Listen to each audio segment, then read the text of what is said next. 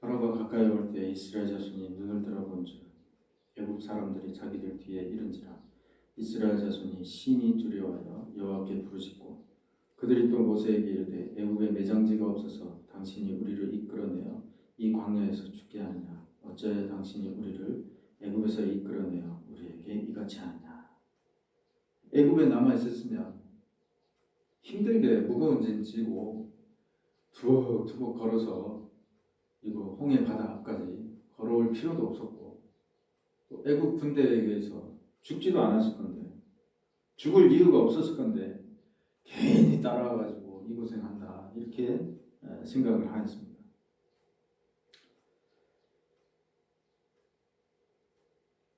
예수님을 따른다는 것은, 예수님을 믿는다는 것은 육신의 눈으로 볼 때 어찌 보면 손해보는 것처럼 보일 때가 종종 있습니다. 만약 내가 예수님을 안 믿었다면 주일 예배 이렇게 주일날 좀 피곤한데 좀 쉬어도 되는데 예배 이렇게 드려야 되고, 목회자가 안 되었으면 이 고생을 하지 않았을 건데, 사모가 아니었다면, 목사 아들이 아니었다면 뭐 이런 고생 할 필요 없었을 텐데, 이런 생각들을 종종 할 수가 있습니다. 그러나 하나님의 은혜는 아름다운 포장지로 포장이 되어서 나를 찾아오지 않습니다. 하나님의 은혜는 아름다운 모습으로 포장되어서 찾아오는 것이 아니라, 오히려 하나님의 은혜는 눈에 보기에 좋아 보이는 것으로 나타나는 것이 아니라 고난과 역경, 어려움이라는 포장지에 포장이 되어서 나를 찾아옵니다. 겉으로 볼 때는 축복이 아니에요. 겉으로 볼 때는 고난이고 역경으로 보입니다. 하지만 그 속을 들여다보면, 포장지를 까서 그 속을 들여다보면 놀라운 은혜, 엄청난 하나님의 은혜와 축복이 그 속에 감추어져 있다는 겁니다. 고난과 역경 속에 하나님의 은혜와 축복이 숨겨진 상태로 나를 찾아온다는 거예요. 마태복음 13장 44절입니다. 천국은 마치 밭에 감추인 보화와 같으니 사람이 이를 발견한 후 숨겨두고 기뻐하며 돌아가서 자기의 소유를 다 팔아 그 밭을 사느니라. 옛날에는 은행이 없었습니다. 은행이 없었어요. 그래서 돈이 생기면 어디 꼭꼭 숨겨둘 만한 데가 별로 없었어요. 왜냐하면 집도 이런 문이 막 이제 오늘날처럼 이제 잠금 장치가 제대로 되는 게 아니라 문이 없는 집도 있었어요. 창문이 없는 집도 많았고, 심지어 예수님께서 어느 집에 들어가서 사람들에게 무슨 말씀을 하실 때 중풍병자를 메고 온 네 사람이 지붕을 뚫고 중풍병자를 달아 내렸잖아요. 그만큼 집이 허술합니다. 집 안에 구는 부하를 숨겨둘 수가 없어요. 뭐 이제 이방 민족이 쳐들어오거나 전쟁이 나면 집안에 쑥대밭이 돼요. 집안에 숨겨놓으면 다 뺏어가는 거예요. 그래서 생각해낸 방법이 뭡니까? 나만 아는 곳에 저 밭에 나만 아는 장소에 땅을 파서 거기에다가 단지나 상자에 묻어두는 겁니다. 묻어뒀는데 이 묻어둔 사람이 어느 날 갑자기 이걸 누구에게 이야기를 해줘야 되는데 이야기를 못하고 죽어버렸어요. 전쟁이나 혼란이 찾아와서 죽어버린 겁니다. 그러면 이 밭에 감추어진 보부는 그 감추어진 상태로 몇십 년 혹은 몇백 년 그대로 있다는 거예요. 그런데 이 어떤 소작농이 남의 땅을 빌려서 농사를 지어서 먹고 사는 소작농이 이 땅 제가 좀 빌려서 쓸 테니까 나오는 그 수확량의 일부를 드리겠으니 여기다가 좀 농사를 짓게 해주세요.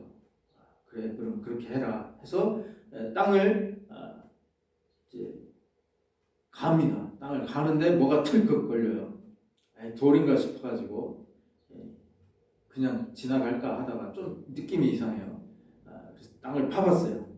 파봤는데 엄청난 보물이 숨겨져 있는 겁니다. 이 사람이 어떻게 합니까? 그 보물을 그냥 들고 가면 법적인 문제가 생기죠. 남의 것을 도둑질하게 되죠. 그러나 땅에 그대로 묻어두고 집에 돌아가서 자기의 소유를 다 팔아서 그 밭을 삽니다. 밭을 사서 보물을 꺼내서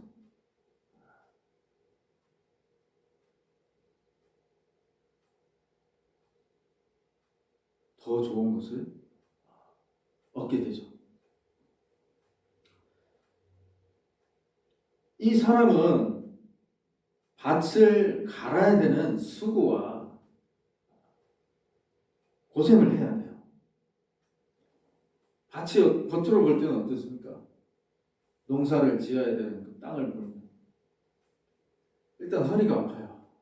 무릎도 아프고 손에는 물집이 생기고 뜨거운 태양빛에서 땀을 주렁주렁 흘리면서 밭을 갈아야 되고 씨를 뿌리고 뭐 잡초가 생기면 잡초 뽑아주고 날이 가물면 물을 대어줘야 되고 비가 너무 많이 오면 물을 또 빼줘야 되고 여러 번 이렇게 손을 봐줘야 되는데 그 수고와 노력과 고생이 밭이라는 포장지로 포장이 되어 있는 거예요. 땅속에 묻혀있는 보물이 농사일, 힘든 농사일이라는 포장지로 포장이 되어 있던 거예요. 그런데 그 포장지를 벗겨보니까 그 속에 뭐가 있어요? 엄청난 보물이 들어있다는 겁니다. 이 사람이 만약에 힘들고 고달프다고 밥 가는 것을 포기해버렸다. 그러면 그 사람은 이 보물을 손에 넣을 수가 없었겠죠. 하나님의 은혜와 축복은 겉으로 볼 때는 나를 힘들게 하는 것처럼 보여요. 나를 고달프게 하는 것처럼 보이고 나를 죽게 하는 것처럼 보이게 하고 나를 거지를 만드는 것 같고 손해를 보는 것 같게 보이게 하지만 그 포장지를 벗겨보면 그 포장지를 뜯어내면 그 속에 엄청난 은혜와 축복과 상금이 들어있음을 알게 됩니다.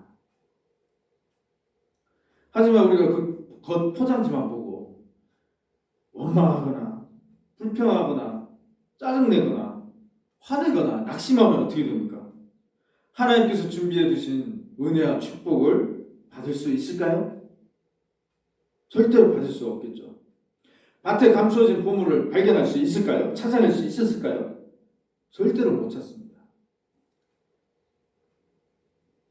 우리는 하나님의 은혜와 축복을 겉 포장지만 보고 거절하는 그런 잘못을 범하지 않기를 바랍니다.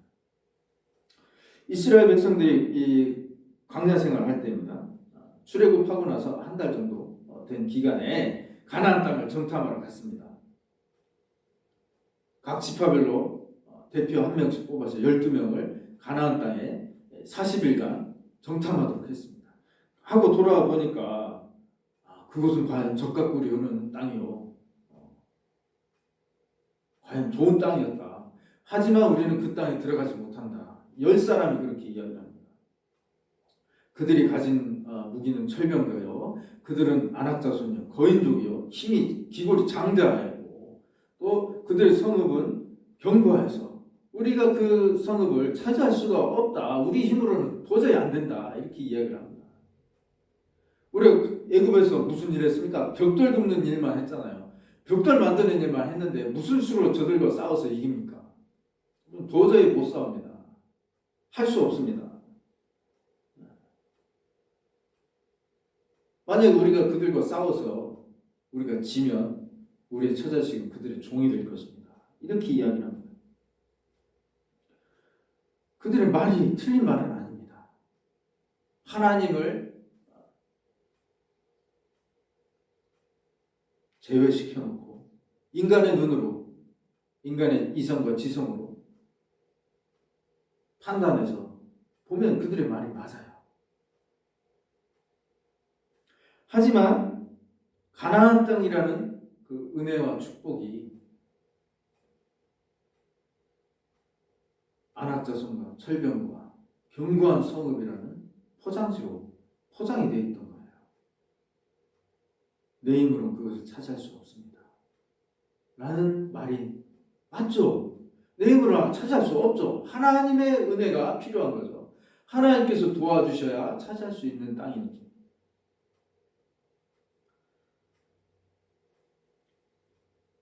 여호수아와 갈렙 장군은 하나님을 믿고 신뢰했습니다.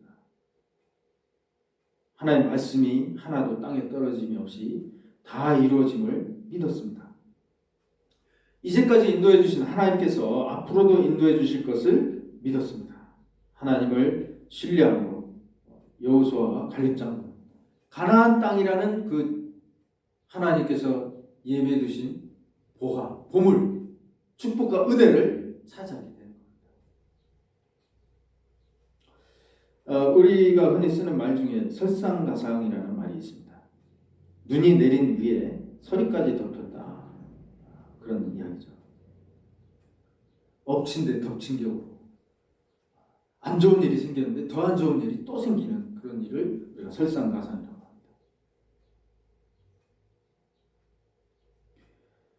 힘들고 어려운 상황이 계속해서 일어나는 것을 우리가 설상가상이라고 이야기를 하죠. 이와 비슷한 말로 사면초가라는 말도 있어요. 사면초가. 사면이 초가집으로 둘러싸이는 게 아니라 사방에서 초나라의 노래가 흘러나온다. 그런 뜻이 사면초가인데 우리 노래하는 사람을 가수라 하잖아요. 가는 노래 가짜입니다. 초는 초나라를 의미해요. 사는 내사. 사방에서 초나라의 노래가 들려온다. 이게 사면초가인데 이 초나라의 황후와 한나라의 유방이 서로 이제 중국이라는 거대한 대륙을 차지하기 위해서 전투를 벌이는 그런 상황이었습니다. 그런데 초나라의 황후가 점점 밀리는 거예요. 한나라의 유방에게 점점 밀리는 그런 형국이었습니다. 그러다가 이제 초나라의 그 황후는 자기가 아끼던 장수 범증이라는 그 장수까지도 잃게 돼요. 그러니 백성들 그 자기의 군대가 많이 사기가 떨어졌겠죠. 거기에 더해서 이 식량까지도 막 바닥이 나는 겁니다. 그래서 막 후퇴를 하고 도망을 하는데 이 한나라의 그 장수가 이 황후를 포위하게 돼요. 빠져나갈 길이 좀처럼 보이질 않는 겁니다. 병사들도 많이 죽었습니다.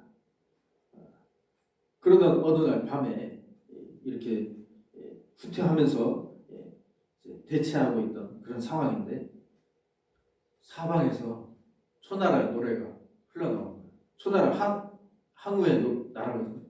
항우가 지금 초나라 쪽을 향해서 도망가고 있는데 이 사방에서 초나라 노래가 흘러나오는 거예요. 고향의 노래, 구슬픈 노래, 슬픈 노래. 이제 고향에 돌아가서 처자식을 만나고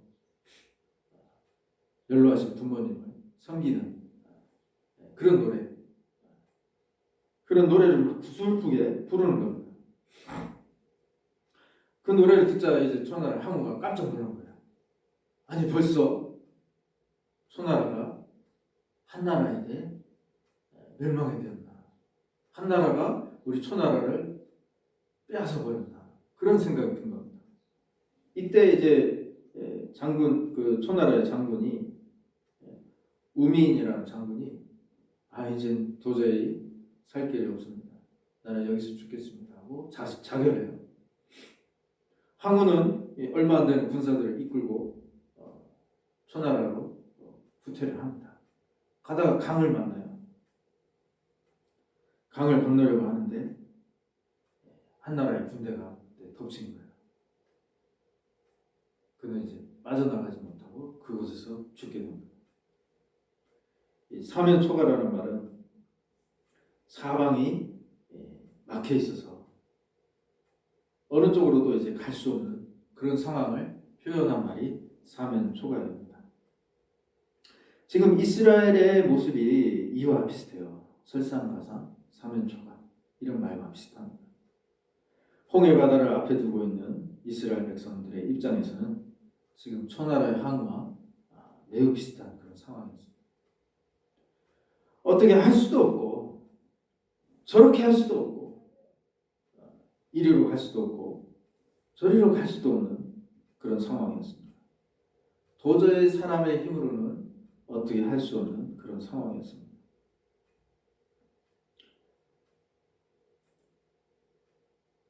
그런데 하나님께서는 홍해 바다 밑에 이미 이스라엘 백성들이 갈 수 있는 길을 예비해 두셨습니다.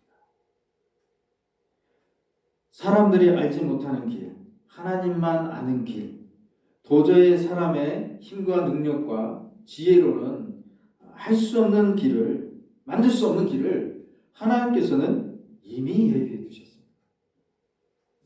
출애굽기 14장 13절과 14절입니다. 모세가 백성에게 이르되 너희는 두려워하지 말고 가만히 서서 여호와께서 오늘 너희를 위하여 행하시는 구원을 보라. 너희가 오늘 본 애굽 사람을 영원히 다시 보지 아니하리라. 여호와께서 너희를 위하여 싸우시리니 너희는 가만히 있을지니라. 아멘. 오늘 너희를 위해서 행하시는 구원을 보라 라고 말씀합니다. 여호와께서 너희를 위하여 싸우시리니 너희는 두려워 떨지 말고 놀라지 말고 안절부절하여서 화들짝거리지도 말고 다투지도 말고 화내지도 말고 벌벌 떨지도 말고 가만히 하나님을 바라보라. 구원을 바라보라. 구원을 베푸시는 하나님을 바라. 이렇게 말씀합니다.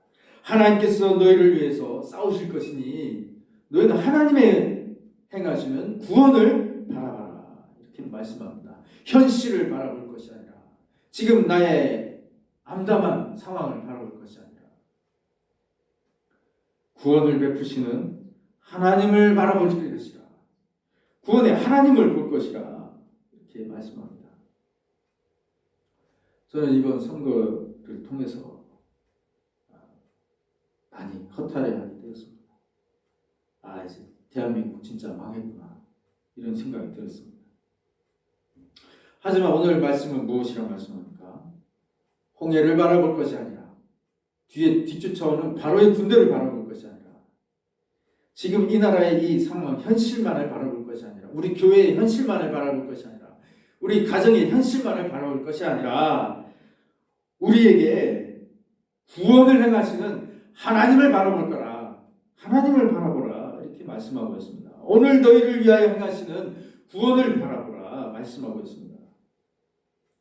하나님의 구원은 참으로 놀랍습니다. 시편 40편 1절과 2절입니다. 내가 여호와를 기다리고 기다렸더니 귀를 기울이사 나의 부르짖음을 들으셨도다.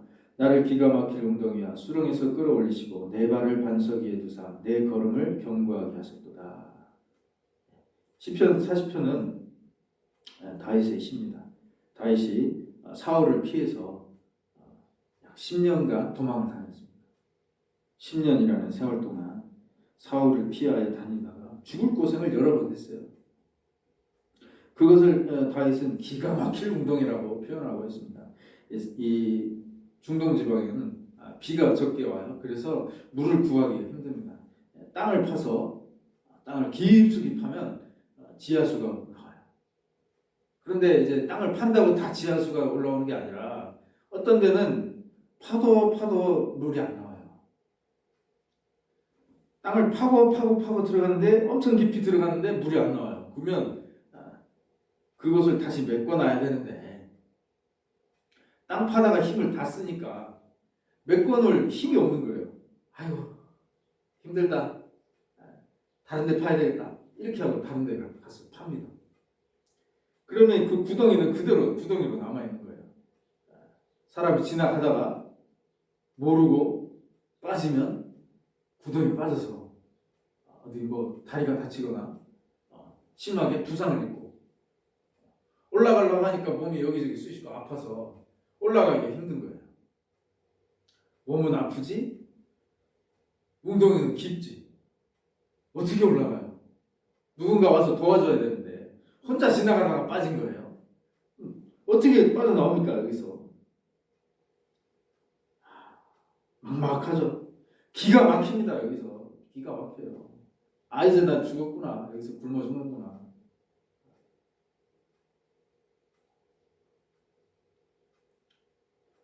그런데 하나님은 이런 구덩이에 빠진 우리를 건져주시는 분입니다. 기가 막혀서 말이 나오지 않는 그런 상황에서도 하나님은 나를 건져주시는 분이십니다.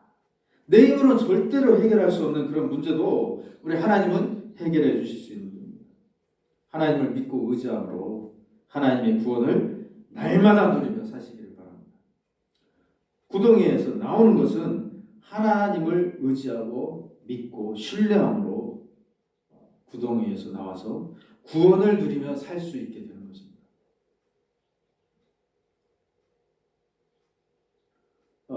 또 이제 다른 예를 보면 예수님께서 부활하시고 승천하신 후에 헤롯이 12제자 중에 한 사람인 야고보를 붙잡았습니다. 야고보를 붙잡아서 거짓 위증죄로 예수 이단 따르는 죄로 처형을 시켜버립니다. 그러니까 유대인들이 와 하면서 기뻐하는 거예요. 그러니까 이 헤롯이 그러면 이제 다른 제자도 잡아서 죽여야겠다. 그러면 사람들이 나를 좋아하고 내 인기가 올라갈 거야. 그렇게 생각한 겁니다. 그래서 베드로를 붙잡았어요. 베드로를 붙잡아서 감옥에 가둡니다. 다음날 처형을 할 예정이에요. 근데 베드로는 세상 편하게 그냥 잠을 잡니다. 잠을 자요. 죽거나 말거나 하나님께서 나를 인도해 주시겠지. 잠을 잡니다. 그런데 교회는 베드로를 위해서 간절히 하나님께 기도하고 있었습니다. 사도행전 12장 6절에서 11절을 보면 헤롯이 잡아내려고 하는 그 전날 밤에 베드로가 두 군인 틈에서 두 셋을에 매어 누워 자는데 파수꾼들이 문 밖에서 억을 지키더니 세상 편하게 자고 있어요. 호련히 주의 사자가 나타나며 옥중에 광채가 빛나며 또 베드로의 옆구리를 쳐 깨워 이르되 급히 일어나라 하니 쇠사슬이 그 손에서 벗어지더라. 천사가 이르되 띠를 띠고 신을 신으라 하거늘 베드로가 그대로 하니 천사가 또 이르되 겉옷을 입고 따라오라 하는데 베드로가 나와서 따라갔어요. 천사가 하는 것이 생시인 줄 알지 못하고 환상을 보는가 하니라. 이에 첫째와 둘째 파수를 지나 시내로 통한 세문에 이르니 문이 저절로 열리는지라. 나와서 한 거리를 지나며 천사가 곧 떠나더라. 이에 베드로가 정신이 들어 이르되 내가 이제야 참으로 주께서 그의 천사를 보내어 나를 헤롯의 손과 유대 백성의 모든 기대에서 벗어나게 하신 줄 알겠노라. 사람의 힘으로는 나올 수가 없는 그런 상황이었습니다. 손발에 쇠사슬이 묶여 있었고 철문이 견고하게 잠겨 있었고 파수꾼들이 2중 3중으로 지키고 있었습니다.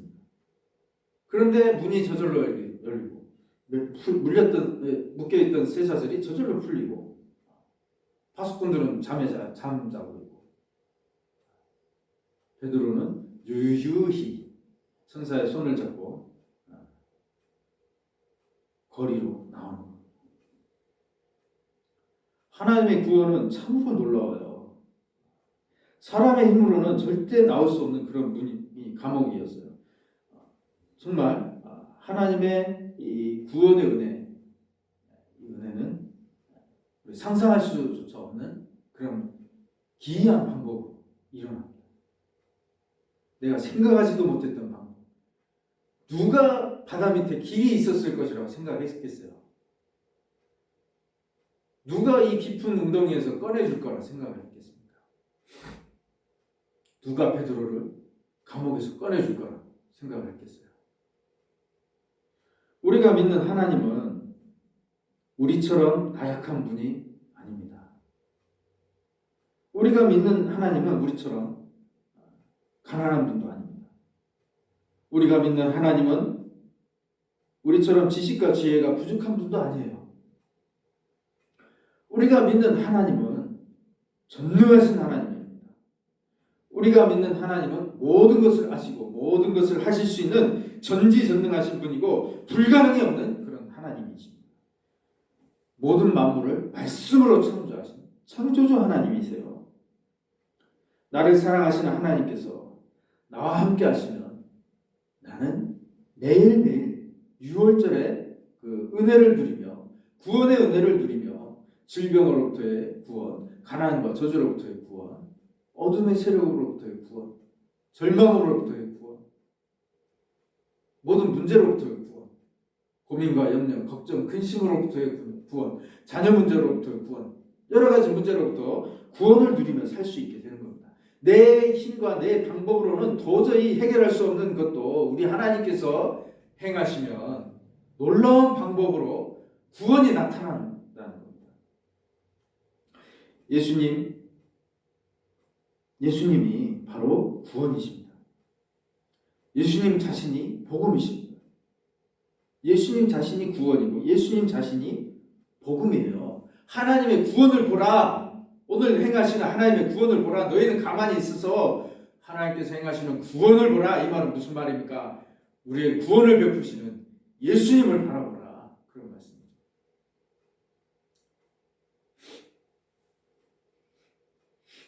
예수님께서 베푸시는 구원을 날마다 보고 살 수 있기를 바랍니다. 구원의 예수님을 날마다 보고 살아갈 수 있기를 바랍니다.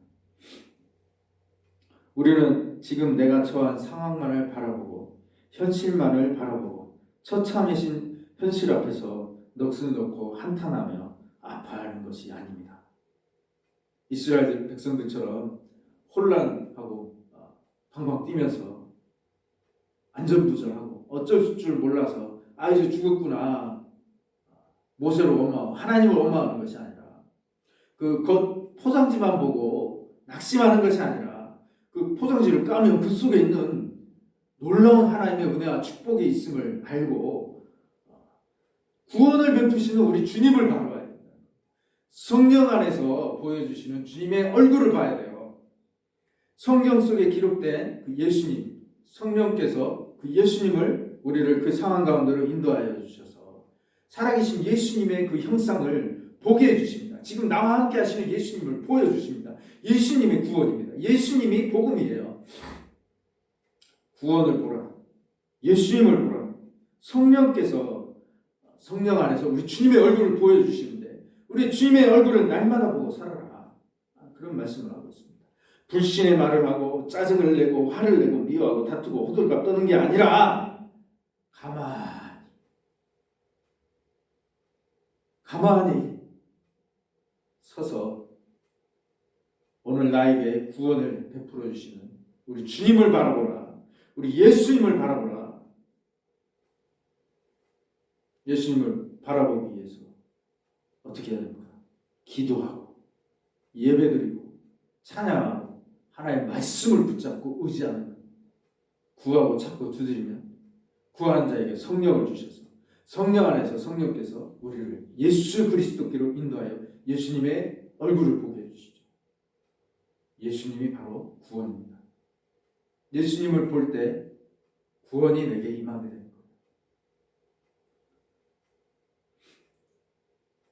우리가 날마다 구원을 베풀어 주시는 예수님을 보고 살 수 있길 바랍니다. 그 포장지에 속지 마시고